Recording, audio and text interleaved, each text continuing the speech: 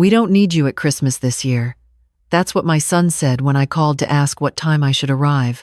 Not a preamble, not a softening, just that sentence dropped into the phone like a stone into still water. I stood in my kitchen in Hamilton with the receiver pressed to my ear and the smell of the shortbread I'd been baking still warm in the air, and I couldn't speak. Not because I had nothing to say, because I had 43 years of things to say, and none of them would fit through the small hole he'd left me. I set the phone down on the counter. The shortbread was still cooling on the rack, 12 perfectly shaped stars dusted with sugar, the recipe my mother passed to me, and I had passed to Daniel when he was 9 years old, and decided he wanted to help. I remembered standing beside him at this same counter, guiding his small hands through the dough. He'd eaten 3 before they'd even cooled. Now I was making them for a Christmas he'd told me I wasn't invited to. I sat down at the kitchen table and looked out the back window at the yard. The maple my husband Frank had planted the year we moved in was bare now, its branches reaching up into the gray December sky like it was asking a question no one would answer. Frank had loved that tree. Every fall he'd stand on the back porch with his coffee and just look at it, orange and red and impossible. I'd teased him for it. He'd said some things deserved to be witnessed properly. I hadn't cried. I made a cup of tea I didn't want.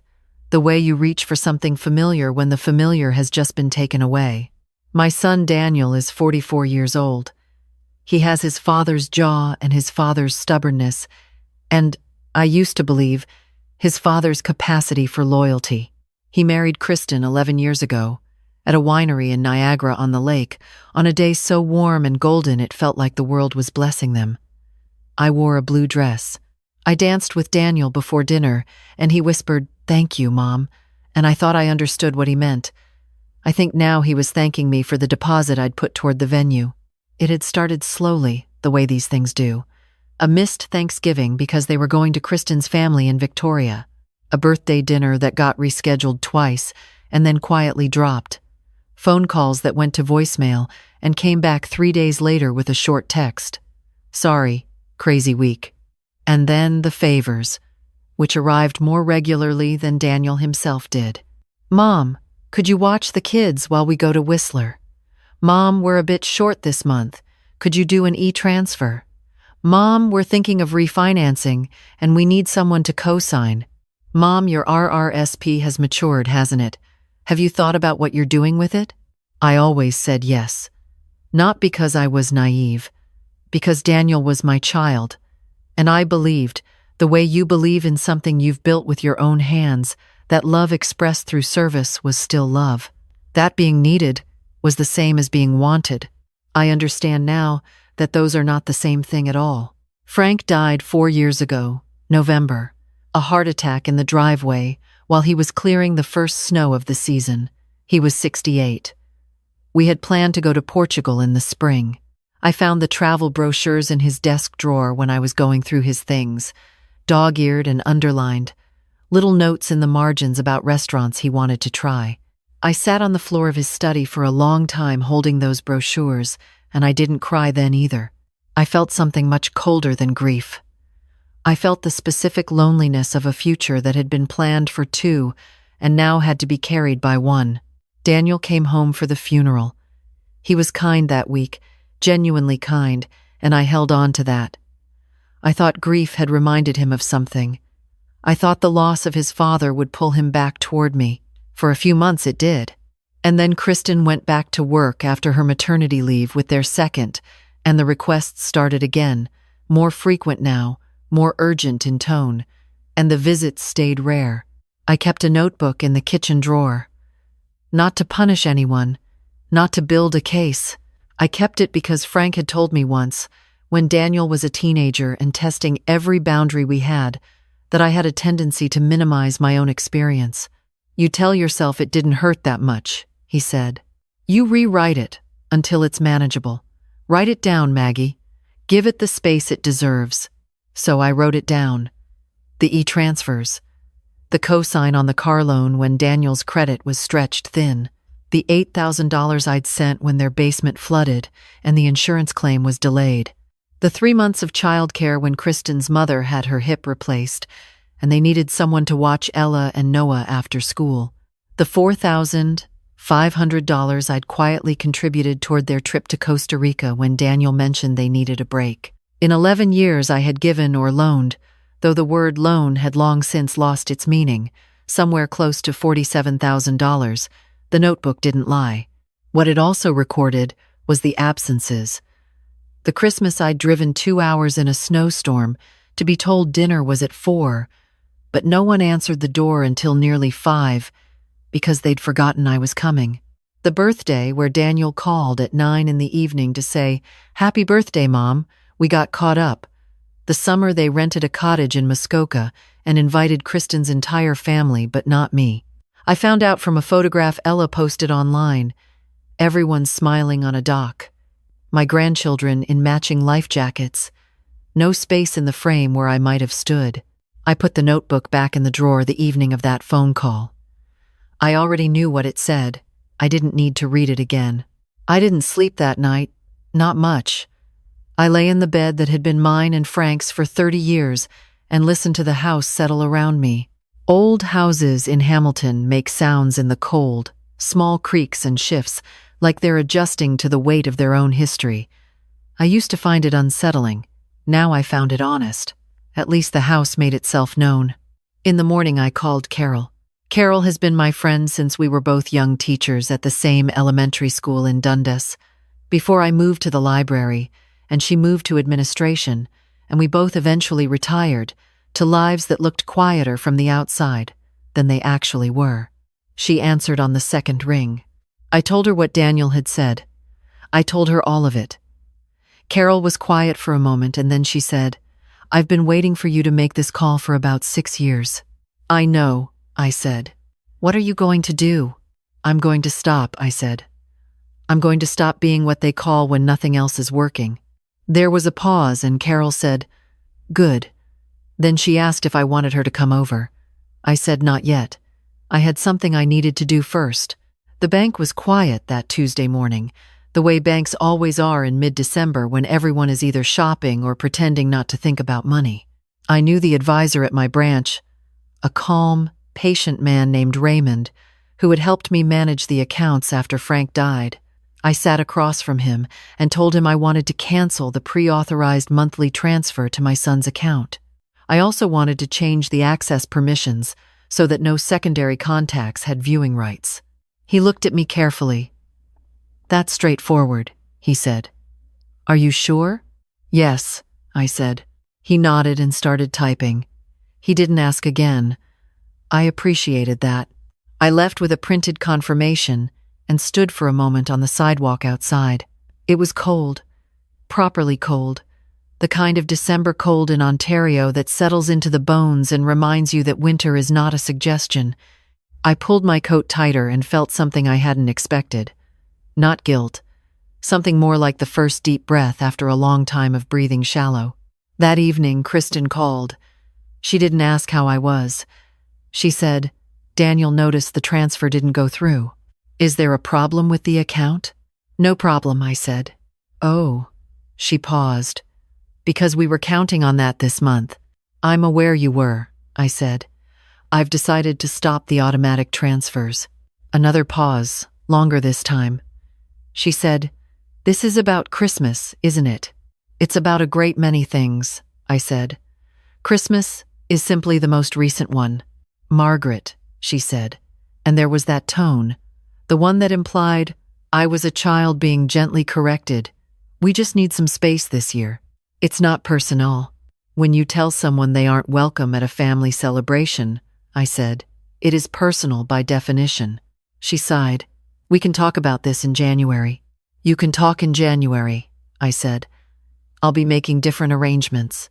I hung up before she could find the thread she was looking for. I stood in the kitchen and looked at the cooling rack on the counter, still holding the shortbread stars. I wrapped them in a tin and set them by the door. I'd bring them to the food bank in the morning. There was no point keeping them for a table I hadn't been invited to. I didn't cry that night either. I called my lawyer instead. Patricia Nguyen has an office on King Street West, and she'd helped me update my will after Frank died. She's efficient and direct, and she never makes me feel like my age is something to be managed. When I told her I wanted to revisit my estate plan and discuss protections on the property, she said she had an opening Thursday at 2. I slept well that night, which surprised me. I'd expected to lie awake turning things over. Instead, I felt something settle, like a decision that had been waiting a long time finally had permission to exist. On Thursday, I walked the 6 blocks to Patricia's office. It was cold but clear, one of those Hamilton winter days where the lake air sharpens everything at the edges and the sky is that particular shade of pale blue that looks almost fragile. I wore Frank's favorite scarf, the dark green wool one I'd given him 15 years ago. I'd started wearing it after he died. It still smelled like him sometimes if I pressed my face into it and didn't think too hard. Patricia greeted me with a firm handshake and a tray of coffee she'd made herself. We sat at her work table and I explained what I wanted. I wanted a life estate protection on the property, meaning the house remained entirely mine for the duration of my life, with transfer conditions clearly defined for after. I wanted to revise the named beneficiaries in my will, and I wanted a clause requiring written consent from me alone for any legal or financial decisions involving my estate while I was living. She asked who I wanted to name as primary beneficiary. I thought of Owen. He's 25, Daniel's youngest from his first relationship, technically my step-grandson, though I've never used that word. He was 6 when Frank and I became part of his life, and he took to us with an openness that still moves me when I think about it. He's studying environmental science at McMaster now, working part-time at a hardware store, calling every couple of weeks to check in. Not to ask for anything, just to talk. He'd called me the Sunday before Christmas to ask if I'd eaten, if I was warm enough, if I needed him to come shovel the walk. Owen, I told Patricia. She wrote it down without reaction. Good, she said. That's sensible. I also want to make clear, I said, that this is not being done in anger. It's being done with clarity. There's a difference. She nodded. There is. I'll note that in the documentation. When I left her office, the afternoon light was already going, that early evening darkness that settles over southern Ontario in December like a wool blanket. I walked past a Tim Hortons and went in, ordered a medium coffee and a maple glazed, and sat at a table by the window. I hadn't done that in years, just sat somewhere with nothing to do and no one expecting me. The coffee was hot, the glaze was sweet. The window fogged slightly at the bottom from the cold outside pressing against the warmth inside, and I sat there watching people pass on the sidewalk and felt, for the first time in a long time, like I was a person rather than a function. Daniel called that night. His voice was tight, controlled, the particular register men use when they've been coached by someone angrier than themselves. Mom, he said, we need to discuss what you've done. What I've done, I repeated. I'm curious which part. The accounts, the lawyer. He paused. Kristen said you were hostile on the phone. I was clear on the phone, I said. There's a difference. He exhaled. You can't just cut us off without talking to us first. I've been trying to talk to you for years, Daniel. You've been busy. This is not the time for sarcasm. I'm not being sarcastic, I said. I'm being accurate. You have been busy, busy enough to cancel Thanksgiving, busy enough to forget my birthday, busy enough to invite your in-laws to the cottage and not mention it to me, busy enough to decide without so much as a conversation that I wasn't welcome at Christmas. He said nothing, but not too busy to notice when the e-transfer didn't arrive. I said, that's not fair. I know, I said quietly. A lot of things haven't been fair. There was a long silence. I could hear something in the background, the kids maybe, the sound of a television, the ordinary noise of a household in the evening. My household. The one I had helped them buy their furniture for after the flooding. I knew the dimensions of their living room. I had helped pick the couch. I don't understand, Daniel said finally, why you're doing this now. Because I finally understand it clearly enough to do it, I said. Mom, he said, and then his voice shifted, not anger, something younger and more uncertain. I didn't think you'd actually do anything. I know, I said. He hung up a few minutes later. Not in anger, just quietly, like a person leaving a room when they realize they have no more arguments left, that they believe in themselves. I sat by the window for a while afterward. Outside the street was quiet.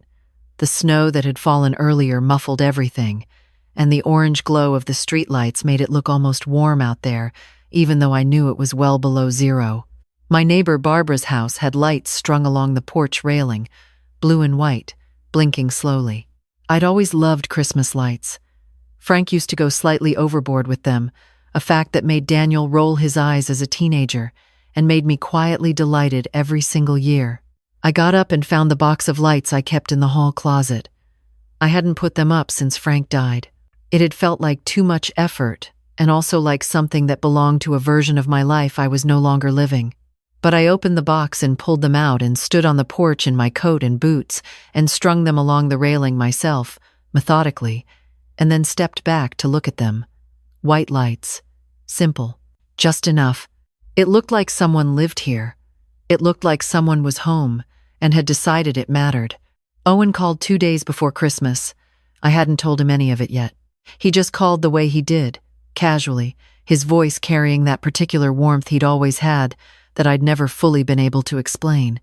He asked if I was okay. I said I'd had a complicated few weeks. He asked if I needed company. I said, "Only if you want to come," he said. "I've been wanting to come. I just wasn't sure if you'd be busy with Dad's plans." "I'm not," I said. "Your father and I are taking a bit of a step back." A pause. "Then, Grandma," he said softly, "what happened?" I told him.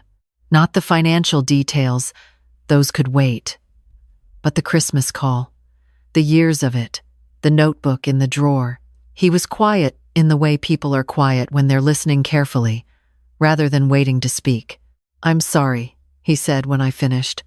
"Don't be sorry for something that isn't yours." "It's still hard to hear," he said. "I've seen how they treat you, how they talk about you." I waited. "Like you're a convenience," he said. "Like you're something to be managed." And I never knew how to say anything because it's my dad, and I thought maybe I was reading it wrong. "You weren't reading it wrong," I said. He was quiet again. Then he asked if he could come Christmas Eve. He'd bring groceries and we could cook together, if I was up for it. "I'd like that," I said, "very much." He showed up at 4 in the afternoon with 2 bags of groceries, a poinsettia wrapped in foil, and the kind of sheepish grin that reminded me he was still, underneath the university education and the sensible boots, the same boy who used to ask me to read 2 chapters instead of 1 before bed. We made roast chicken and mashed potatoes and a salad he'd insisted on, because he said I needed to eat vegetables even in December. We set the table properly. Cloth napkins, the good dishes, candles in the holders I'd bought at a market in Stratford the summer Frank was well enough to travel. We talked for hours.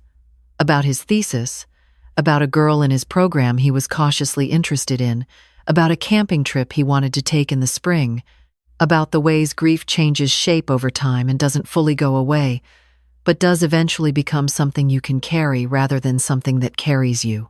At some point over dessert, a grocery store fruit tart that was absolutely not as good as homemade and which we both ate enthusiastically, he said, "I want you to know I see you. Not just tonight. I've always seen you. I just didn't say it enough." I reached across the table and put my hand over his. "You say it now," I said. He looked down for a moment. "Are you going to be okay?" "I'm already okay," I said. "I just forgot to notice for a while." He left late, past 10, and we stood in the doorway and he hugged me the way young people do when they actually mean it. None of that polite side-pat business, just a real hold. I watched his car pull away down the icy street and stood for a moment in the cold before going back inside. The house was warm. The dishes were done. The lights were still on outside, and I could see them faintly through the front window, small and steady in mine. I called Carol Christmas morning. She'd spent the day before with her daughter in Oakville and was back home now, making herself eggs and half-watching the CBC holiday programming. I told her about Owen's visit, about the chicken, about the fruit tart. She laughed. She said, "You sound different." I said, "I feel different." Better? Lighter, I said. Like I put something down that I'd been carrying so long I forgot it wasn't part of me. She was quiet a moment, and then she said, "Frank would be proud of you." "I think he would," I said. The new year came quietly. I didn't do anything special for it. I made myself a pot of Earl Grey and sat by the living room window and watched the neighbors down the street set off sparklers in their driveway just after midnight, their kids spinning in circles with the light trailing behind them, laughing, small and ordinary and completely alive. In January, I started going back to the things I'd quietly stopped doing. I'd been a member of the Hamilton Library's book club for years before Frank got sick, and then the appointments and the hospital visits and the grief afterward had pulled me away from it. I called the branch librarian, a woman named Deb I'd known for years, and asked if there was still a spot. She said they'd been hoping I'd come back. The first meeting I went to, they were discussing a novel about a woman rebuilding her life in her 60s after her marriage ended. The coincidence was not lost on me. I sat around the table with 8 other women, most of them around my age, and the conversation moved the way good conversations do, from the book to real things, to loss and starting over, and what it meant to belong to yourself when you'd spent decades belonging to other people. I didn't share much that first night. I just listened. But riding the bus home afterward, watching Hamilton pass in the dark through the window, I felt something open in my chest that had been closed a long time. I began walking again in the mornings, just 20 minutes, around the block and through the park. The cold was still sharp, but the light was changing, that almost imperceptible lengthening that starts in January and reminds you that winter, however stubborn, is not permanent. I noticed things I'd been walking past without seeing. A Victorian house on my street with stained glass above the door that caught the morning light differently every day. A family of chickadees that had claimed the tree at the park's edge and would come down almost within arm's reach if you stood still long enough. Small things, but I was seeing them again, and that felt like something. Daniel texted once, in January. 4 lines. Said he thought we both needed to calm down. Said he hoped we could talk soon. Said the kids had asked about me. I read it twice and put the phone down. I didn't reply that day. Not out of cruelty. I simply had nothing to say yet that I was confident was only mine, and not a performance of reconciliation I didn't actually feel. Kristen didn't reach out at all. That didn't surprise me. Owen came by one Saturday in February with a bag of mandarin oranges and a bag of coffee beans from a roaster near his apartment. He'd remembered, without being reminded, that I'd mentioned once I'd run out of the good coffee and was back to the grocery store brand. He'd carried that detail around in him somewhere and then acted on it. I cannot explain why that moved me more than any apology could have, but it did. We sat in the kitchen and he peeled an orange and told me about a conversation he'd had with Daniel. "He's confused," Owen said. "He genuinely doesn't understand what changed." I looked at my coffee cup. "What did you tell him?" "That nothing changed," Owen said. "That everything that's happening now has been building for years. That he just didn't notice because it was easier not to." "How did he take that?" He got quiet. Owen paused. "I think he knows I'm right. He just doesn't know what to do with it." "He doesn't have to do anything with it," I said. "He just has to understand that I'm not available the way I used to be. Not because I've stopped loving him, because I've started choosing myself." Owen looked at me for a moment, with an expression I couldn't fully read, something between admiration and a kind of sadness. "You sound like you've been thinking about this a long time," he said. "I have," I said. "I just didn't let myself hear it until recently." He nodded. He asked if I wanted him to say anything else to Daniel, any message. I thought about it. "Tell him I love him," I said, "and tell him that love and access aren't the same thing. He's been confusing the two for a long time." Owen looked down at the orange peel in his hands. "He's going to have to sit with that for a while." "That's all right," I said.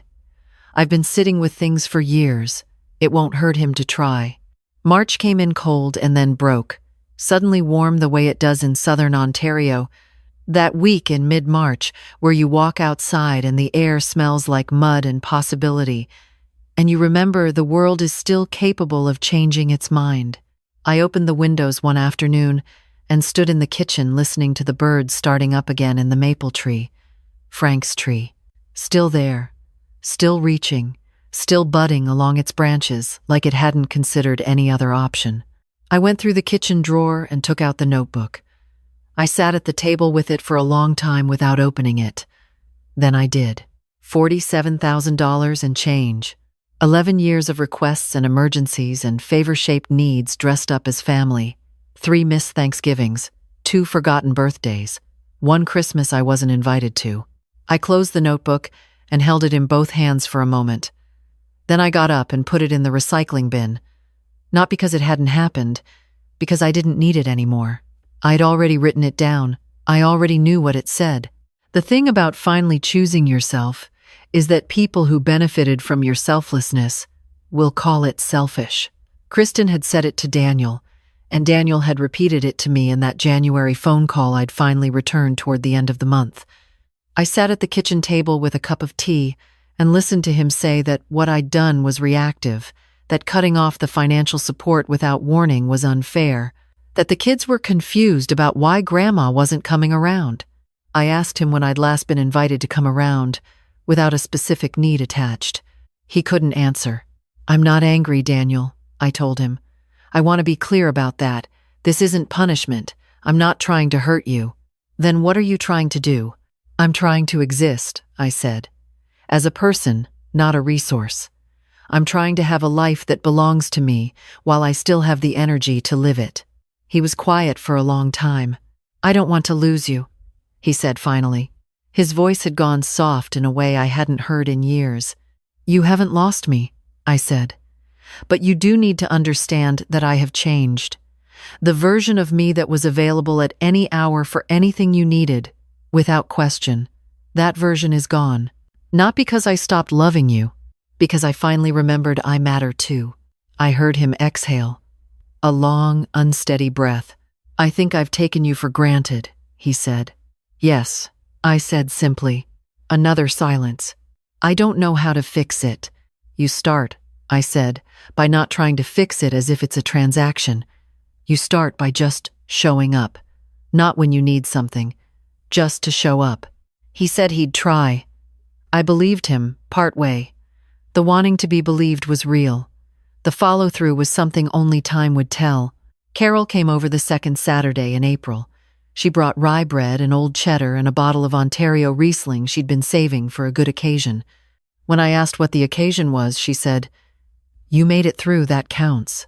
We sat at the kitchen table with the window open a crack, the warm spring air coming in, and talked the way women talk when they've known each other long enough to drop the preamble.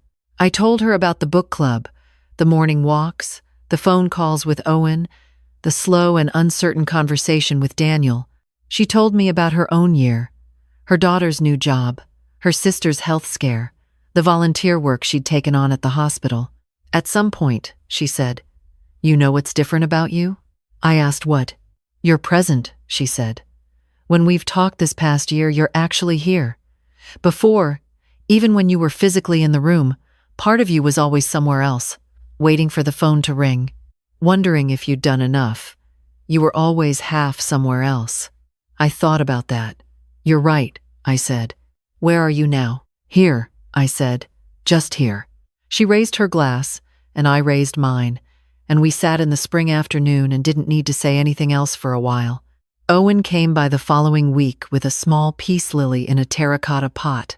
Said he'd seen it at the market and thought of me. I set it on the kitchen windowsill where the morning light would catch it. It looked right there. It looked like it belonged. We sat on the back porch in the late afternoon light, both of us in jackets. Not quite warm enough to be outside without them, but stubbornly out there anyway, watching the robins arrive in the yard. Frank's maple was coming in green now, new leaves still small and translucent, shaking in the breeze. Owen said, "Can I ask you something?" "Of course." "Are you lonely?" I considered the question seriously. "No," I said. "I'm alone more than I used to be, but lonely is different." How? Lonely is wanting company and not having it, I said. Alone is just being with yourself. I spent a long time being lonely in a crowd of people who were supposed to be my family. This is different. This is quiet that I chose. He nodded slowly. That makes sense. I reached over and squeezed his arm. You're still part of my crowd, you know. He smiled at that. The light was going golden over the fence. That April evening light that makes everything look like a painting of itself. A cardinal landed on the fence post and sat there for a moment, impossibly red against the pale sky, and then was gone. The house is mine. That hasn't changed. Patricia finalized everything in early spring, and I have a signed copy in the fireproof box under my bed, alongside Frank's letters and the children's drawings. Ella made me 2 years ago, and the photograph of me and Frank outside. This house the day we moved in, young and sure of almost nothing, and smiling like we didn't know enough yet to be afraid. I look at that photograph sometimes and think about what I would tell the woman in it. I'd tell her she's going to love this life. I'd tell her it's going to cost her things she doesn't yet know she has. I'd tell her to write it down, the way Frank told me, to give her own experience the space it deserves. And I'd tell her that the day she finally decides her own life is worth living inside, fully and without apology, that day is going to come later than it should, but it will come. Some evenings I sit on the front porch after dinner, not doing anything particular, just existing in the space I own, watching the street settle into dusk, the lights coming on in the neighbors' houses one by one, Barbara's blue and white porch lights, the family 3 doors down with their porch full of bikes and hockey sticks, and the particular pleasant chaos of young children. The older gentleman across the street who walks his golden retriever every evening at the same time and always nods at me. I nod back. I'm here. I'm present. I'm not waiting for anything. And if you're reading this, and something in it sounds familiar, something quiet and fierce and long overdue, then let me say what someone should have said to me years before I was ready to hear it. You are allowed to stop. You are allowed to reclaim the space inside your own life. The people who call it selfish are usually the ones who benefited most from your selflessness. That's not a coincidence. You don't have to stop loving them. You just have to start including yourself among the people you love. And if this found you at the right moment, don't keep it to yourself. Leave a comment. Share it. Let someone else know they're not alone in this.